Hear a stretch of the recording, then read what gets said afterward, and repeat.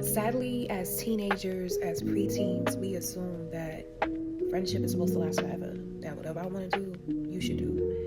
And you are not allowed to have a life outside of me. And that's what Dope Boys is all about. So you have Simp and you have Rolly. Simp, they're both Dope Boys for their coach, which angers me to a level that infuriates me. Again, their coach has them being Dope Boys. Ironically, Cappy, which is one of their homies on the team, Cappy's mom had a feeling. And when she confronted Coach Tez about it, he was like, "You a dope boy, Cappy?" And Cappy was like, "No, he lied, his mom." And she said, "If I found out that they running for y'all, I'm gonna lock y'all both up." Unlike Simp, who's one of the main characters, his mom knows, and she don't care. Matter of fact, she goes to Simp and say, I need some money. I need you to let me hold something. So, granted, and that should not be an excuse. With Simp's family, she's the breadwinner of the family, and it's 5 of them. 5 boys, okay? We heard nothing or saw anything about a father being in the picture. So she's running the show by herself. But to the point that you're okay with your child being a lookout for a drug dealer, that's something I can never understand, but yet I understand.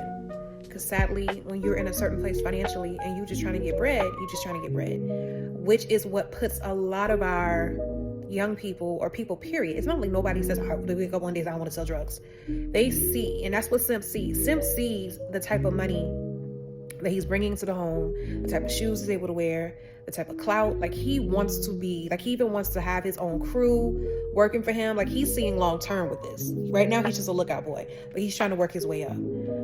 Rolly is in the Talented Gifted program. Rolly is a talented drummer to the point he teaches himself and can learn the beats and do it. And even got an audition with a dope group that's on the verge of getting a recording contract. And Rolly's in this place where they both play for this basketball team. They're both like number 1, number 2 on the team. Rolly ain't really feeling basketball like that. He's good at it, but he really loves music. But he also don't want to be in a dope gang no more. So now you have this friction between 2 homeboys that have been best friends forever, because they're going in 2 different directions and they're afraid to let each other know, this is what I want to do. And I don't even want to say they. Rolly is afraid to tell Simp, "I'm not feeling this anymore." So it causes friction because they're not really talking to each other. Simp has a feeling he's not feeling the dope game and doesn't really be a part of it, but he's afraid to speak up for it. I don't know how I came across Paula Chase, but I just realized I have 3 of her books.